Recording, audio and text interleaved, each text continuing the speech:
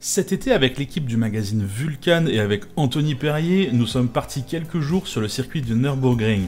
Évidemment, nous en avons profité pour faire quelques tours sur le circuit avec les voitures de chez Apex, notamment la série 2 et la M4. Mais ce qui m'a vraiment passionné lors de cette visite, c'est l'histoire de la Südschleife. Peut-être vous n'en avez jamais entendu parler, aujourd'hui je vous propose l'histoire du tracé oublié du Nürburgring. Avant tout ça, je vous propose une solution afin d'en découvrir plus sur l'historique de votre voiture ou d'une voiture que vous comptez acheter grâce au sponsor de cette vidéo, Car Vertical. C'est fou le nombre de gens qui roulent tous les jours dans une voiture dont ils ne connaissent pas l'histoire. Peut-être a-t-elle eu un accident, peut-être dans cette voiture de taxi, ou alors le compteur kilométrique a été remonté, ou simplement la configuration a été modifiée depuis l'origine. Si vous êtes un peu curieux sur l'histoire de votre voiture ou d'une voiture que vous comptez acheter, cliquez sur le lien Car Vertical dans la description, vous pourriez en apprendre beaucoup. Alors on est dans la 218, on n'est pas tout seul puisqu'il y a Sylvain que vous connaissez déjà, vous l'avez vu sur d'autres vidéos, c'est le mec qui gère les magazines Vulcan que vous connaissez sûrement. Et puis on a un autre mec là-bas, je sais pas trop qui c'est le mec là, Anthony Perrier ou je sais pas trop quoi. Je suis un préparateur automobile professionnel. Ah ouais, je fais que de la grosse voiture type berlingot, 206, 106.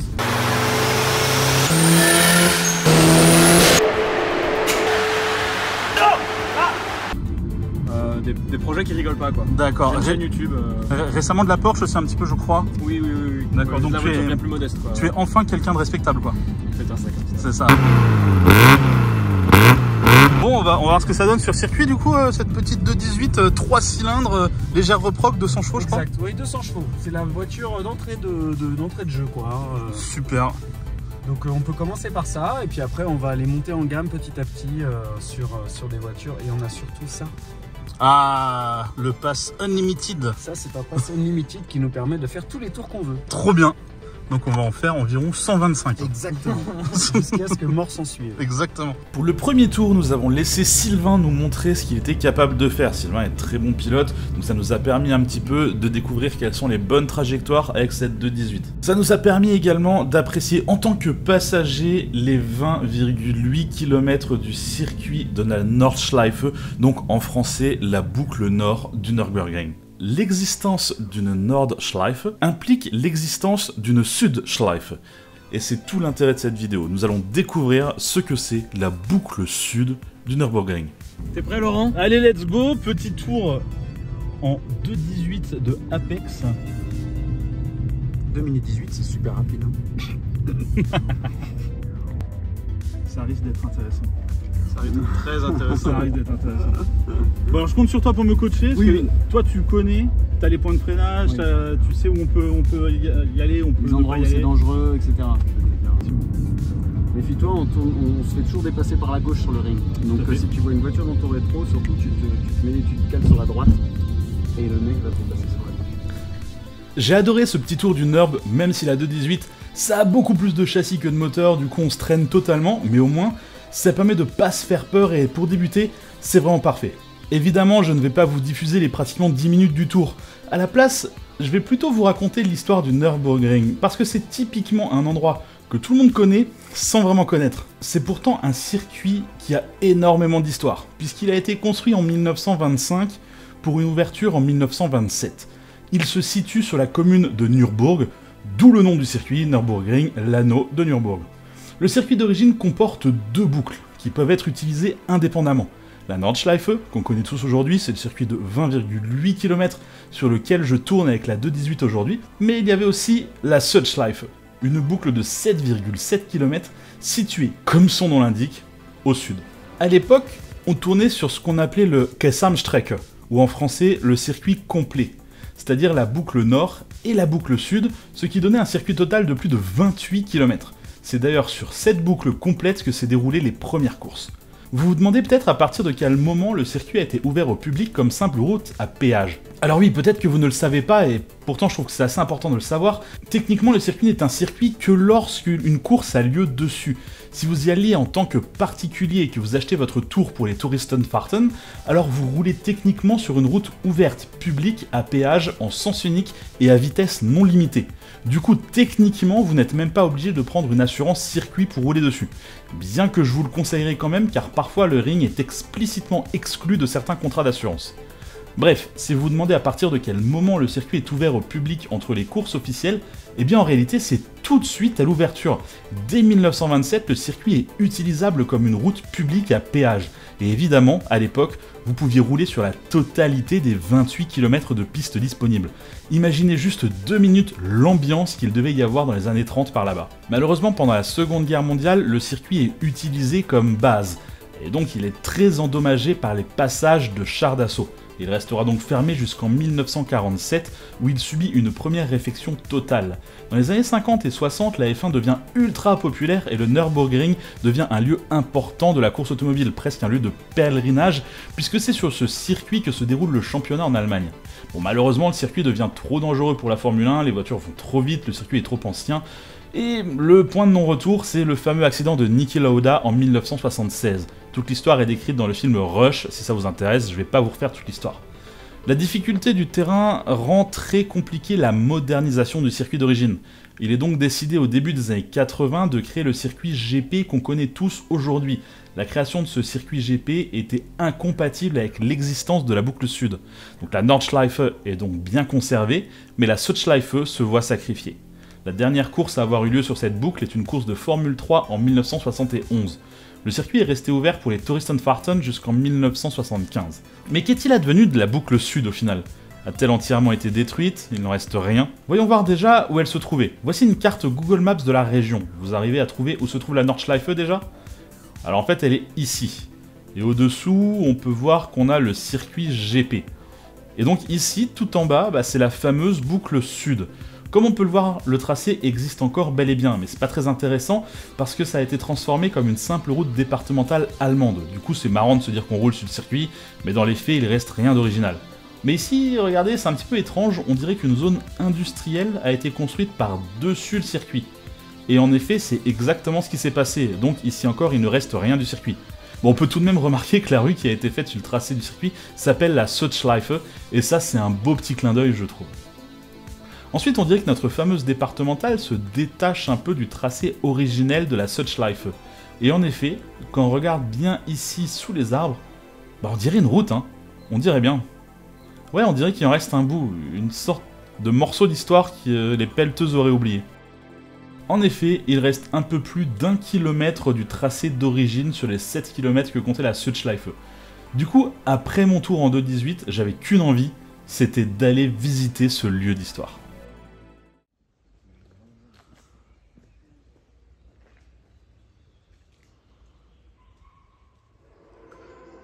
Autant le circuit est super intéressant, mais en réalité, les abords du circuit m'intéressent pratiquement tout autant, dans le sens où j'imagine même pas tout ce qu'il y a enfoncé là dans la terre, quoi.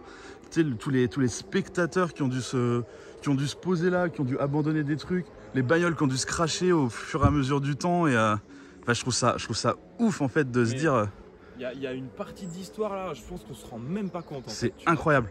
Parce que là, comme tu disais tout à l'heure, on a l'impression que c'est juste une petite route de campagne en fait. Hein. On a vraiment, quand tu vois ça comme ça, tu te dis c'est juste une petite route à la con, mais on est vraiment sur le circuit historique du Nürburgring. Tu te dis mais c'est incroyable tout ce qui a dû se passer ici, quoi.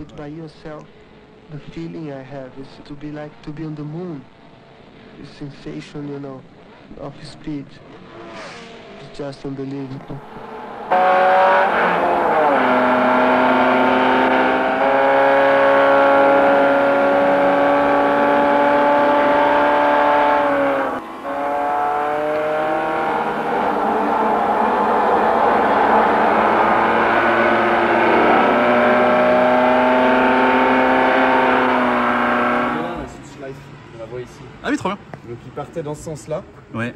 Et il remontait comme ça. Et nous, on était là où on a vu tout à l'heure. On ouais. était ici sur cette partie-là avec le virage qui se resserre. Et comme je disais, ça part sur la gauche et ça rejoint. Exact. C'est bon parce qu'on voit vraiment du coup la taille par rapport au reste, quoi.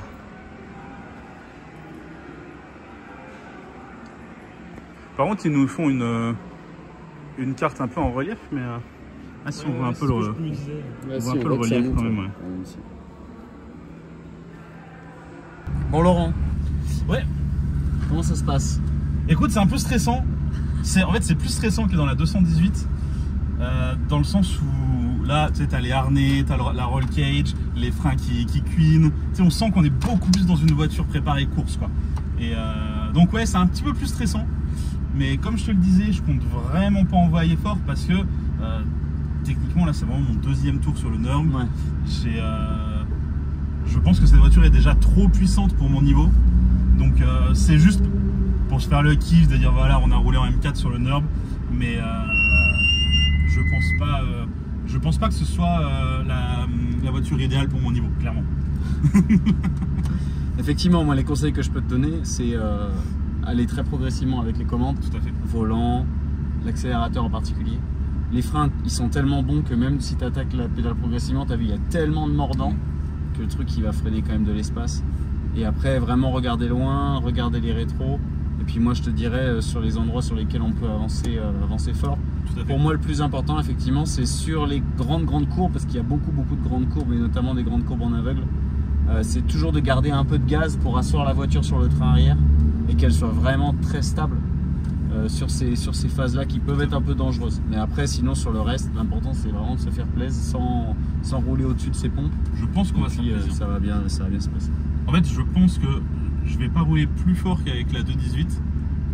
Je veux juste pouvoir profiter Des axels aussi, des reprises. Un peu plus de reprises en sortie de virage, sur un truc un peu plus sur les lignes droites, etc. Quelque chose qui marche un peu mieux parce que la 218 est vraiment très légère à ce niveau-là. On va atteindre les 200 sans forcer dans les parties rapides. Ouais. Sans forcer.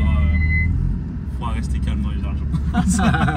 Surtout sur les zones de freinage, elles vont arriver très vite. Ça va arriver vraiment très vite. Clairement. Allez, ça marche. Bon, là, on est dans la queue. On Ouais, attend pour rentrer. Il va y avoir du monde, hein, je pense. Et Pourtant, puis, c'est ouvert que 1 heure ce soir, Oui, de 18 à mais 19. c'est déjà plein. Et c'est déjà plein. Donc dès qu'on est sur la piste, on rallume la queue. C'est ça. À tout de suite. Allez, vas-y. Accélère progressivement, c'est bon. Il y a l'anti-patinage qui s'allume.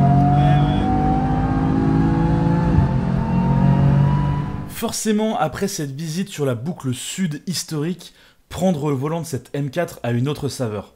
On apprécie différemment le circuit. On comprend mieux à quoi il ressemblait à l'époque et pourquoi les gens en avaient si peur. Parce que ce qui reste aujourd'hui de la boucle sud, c'est très proche de ce à quoi ressemblait la totalité du Nürburgring dans les années 80. Un circuit étroit, tortueux, proche des arbres, un véritable enfer vert en fait. Alors Sylvain, merci beaucoup de nous avoir invités ici. Alors on va tout de suite parler de la 218i qui est là-bas parce qu'elle n'est pas tout à fait stock, il y a quand même eu quelques modifs et tu vas nous expliquer tout ça. Mais juste avant, je voudrais quand même que tu nous parles de tes magazines parce que ça c'est toi qui crée ça. Oui. Alors on les a déjà vus un petit peu sur la chaîne mais ils sont tellement quali que je voulais absolument les remontrer. Alors ça c'est l'ancien numéro et ça c'est le numéro qui vient de sortir. Ouais. Mais bon, de toute manière, ils sont pas forcément à la suite, on peut les acheter un petit peu dans l'ordre qu'on veut. Et ils sont tous assez intéressants, quoi. Ouais, c'est ça. Bah écoute, moi je suis ravi de vous avoir avec moi ici au Nürburgring. Là en plus il fait beau, ce qui est hyper rare ici. Et puis là on est avec notre partenaire Apex, donc c'est vraiment très cool et ils nous prêtent des voitures pour qu'on puisse rouler sur le ring. Et ça fait vraiment plaisir. Ce qui est plutôt cool, ouais, effectivement, ça c'est assez plaisant. Et puis du coup on retrouve un peu cette ambiance qu'on a au Nürburgring, un peu très conviviale et puis très sympathique. C'est vraiment moi l'ambiance que j'ai envie d'insuffler dans les magazines. Et c'est vraiment pour ça que je fais ça, donc ça fait vraiment d'autant plus plaisir. Moi ça fait plus de 15 ans que je viens ici et c'est toujours aussi incroyable, quoi. Donc ici on est chez Apex Nürburgring. Donc c'est une boîte qui fait de la location de voitures sur le Nürb et qui fait aussi, il y a aussi un petit hôtel, etc. où on peut séjourner. Et ça c'est leur voiture pour les débutants. Donc en fait c'est une 218i, donc avec le 3 cylindres. D'origine ça fait 136 chevaux, 3 cylindres turbo. Ce qui est pas énorme, hein, 136 chevaux sur une série 2. Non. Et du coup, il est un petit peu boosté, il fait entre 170 et 190 chevaux. Mais c'est vraiment pas le moteur qui est important ici. C'est-à-dire que la voiture, on va finalement retrouver un intérieur qui va être hyper stock. Ouais, c'est vrai que les voitures qu'on a l'habitude de voir chez Apex, elles sont vidées, arsautées, avec des sièges baquets, etc. Ici, pas du tout. Voilà, le but, c'est vraiment de mettre les gens en confiance. Ouais, on est vraiment dans la série 2 de Monsieur Tout le Monde, là, hein, vraiment. Et on a quand même la boîte méca. Ouais. Donc on est en boîte méca, ce qui permet aussi de pouvoir diminuer les coûts. Hein. Et du coup, par contre, on est tout équipé en termes de châssis, c'est-à-dire qu'on a du semi-slick, on a des suspensions, des combinés, et on a surtout des énormes freins. C'est des freins équivalents des OM2. C'est vrai que nous, on a déjà fait le tour, hein, du coup, avec cette 218. Ça freine bien, ça tient bien, c'est impressionnant. Ça avance pas, on va se le dire. Ça avance pas mais par contre, le châssis, il y a ce qu'il faut. Par contre, ouais, ça marche du tonnerre, quoi. Exact. Et du coup, on l'a vu même quand on la secoue un peu. En fait, la voiture ne te piège jamais, c'est-à-dire qu'elle ne va jamais partir en survirage. Elle va toujours rester hyper neutre, même dans les enchaînements où il y a vraiment du dénivelé. Là, les voitures, elles peuvent quand même bouger. Si on prend une voiture avec des pneus de série, la voiture va avoir tendance à bouger un peu sur ses appuis. Ici, non, la voiture, elle reste impériale. C'est vraiment, il y a beaucoup plus de châssis que de moteur. En fait, je pense que si t'es jamais venu au ring, t'es persuadé que c'est par ici qu'on entre sur le circuit, tu vois. Mais pas du tout. Et en fait, non. C'est une espèce de centre commercial juste à côté du circuit. Et quand ils ont des courses ici, c'est par ici qu'on entre quand même un petit peu ou même pas vraiment Si, tu accèdes à certaines tribunes par ici. D'accord, ouais. Parce que le bâtiment est immense, quoi. Ah, mais c'est incroyable. La taille, c'est juste, c'est démentiel. On se croirait, tu sais, dans Hunger Games, c'est le Capitole. Ouais, c'est ça, exactement. C'est vraiment immense. Et surtout, c'est immensément vide. Oui. C'est bien ça le problème. Mais j'espère que quand il y a des courses, il y a un peu plus de monde, quoi, parce que là... Il n'y a que quelques événements où il y a du monde, mais même par exemple aux 24 heures du Nurb, il n'y a pas tant de monde que ça ici. Ah ouais. Par contre, ils font un festival de rock qui s'appelle Rock am Ring. Ouais. Et après, il y a le Grand Prix de Formule 1, c'est vraiment là où ils remplissent, mais ça fait que 2 fois dans l'année, tu vois. Ouais, c'est pas énorme pour la taille du bâtiment. Et plus ce grand 8 là qui a jamais ouvert là. Ouais, c'est incroyable cette histoire de les rails qui traversent le bâtiment là. L'histoire raconte que lors de l'essai en 2009, et quand ils sont rentrés dans le bâtiment, il y a toutes les fenêtres qui ont explosé parce qu'ils avaient mal géré l'appel d'air en fait. Ouais, c'est incroyable. C'était censé être le grand 8 le plus rapide. Ouais. Il dépassait les 200 km/h. D'accord, ouais, ok. Sur les tests. Juste sur les tests, quoi. Ouais. Ça traverse, en fait, là, ça traverse le Ring Boulevard et en fait, la pointe de vitesse, elle a été faite dans la ligne droite du circuit. D'accord, ok. C'est ouf. Il y aurait beaucoup à dire également sur ce bâtiment construit à la fin des années 2000. Il y a eu de sacrés soucis avec pas mal de magouilles notamment, mais je vais plutôt laisser tout ça pour une prochaine vidéo. Du coup, un grand merci à vous d'avoir regardé cette vidéo jusqu'au bout. Je vais vous inviter comme d'habitude à regarder d'autres vidéos et à vous abonner si c'est pas déjà fait. Allez, bye bye. Bonjour. Oh, salut. Anthony Perrier, pilote de l'extrême. Je sais, n'importe quel point de vue d'ailleurs. Celui-ci il est bien aussi, Ouais, avec la lumière là dans les yeux, impeccable.